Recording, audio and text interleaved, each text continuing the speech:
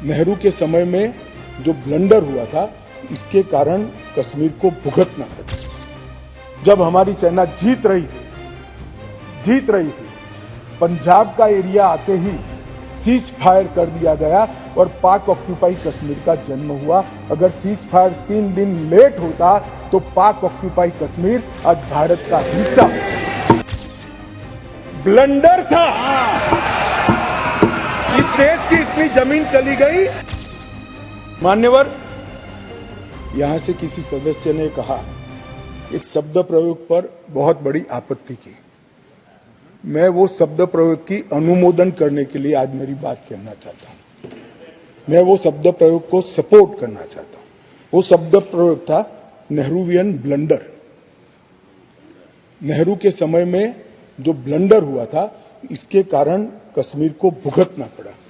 मैं मान्यवर इस सदन में खड़ा रहकर आपके आसन के सामने जिम्मेदारी के साथ कहता हूं कि 2 बड़ी गलतियां जो पंडित जवाहरलाल नेहरू के प्रधानमंत्री काल में हुई, उनके लिए गए निर्णयों से हुई।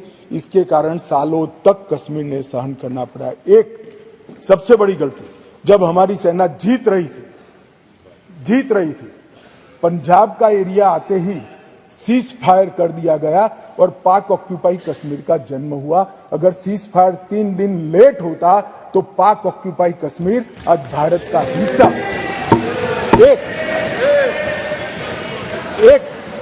एक पूरा कश्मीर जीते बगैर सीज फायर कर लिया, और दूसरा यूएन के अंदर हमारे मसले को ले जाने की बहुत बड़ी गलती की। ये मिस्टेक नहीं थी, ब्लंडर था।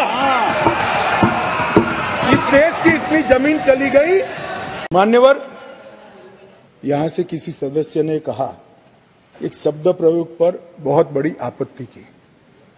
मैं वो शब्द प्रयोग की अनुमोदन करने के लिए आज मेरी बात कहना चाहता हूं। मैं वो शब्द प्रयोग को सपोर्ट करना चाहता हूं। वो शब्द प्रयोग था नेहरूवियन ब्लंडर। नेहरू के समय में जो ब्लंडर हुआ था, इसके कारण कश्मीर को भुगतना पड़ा।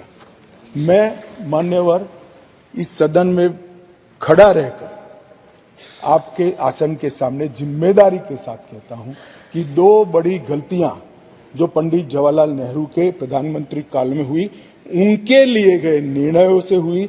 इसके कारण सालों तक कश्मीर ने सहन करना पड़ा। एक सबसे बड़ी गलती, जब हमारी सेना जीत रही थी, पंजाब का एरिया आते ही सीज फायर कर दिया गया और पाक ऑक्यूपाई कश्मीर का जन्म हुआ। अगर सीज फायर 3 दिन लेट होता तो पाक ऑक्यूपाई कश्मीर आज भारत का हिस्सा।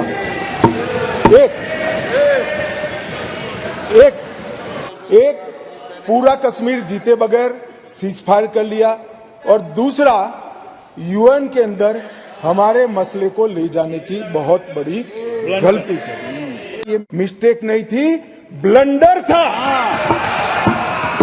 इस देश की इतनी जमीन चली गई।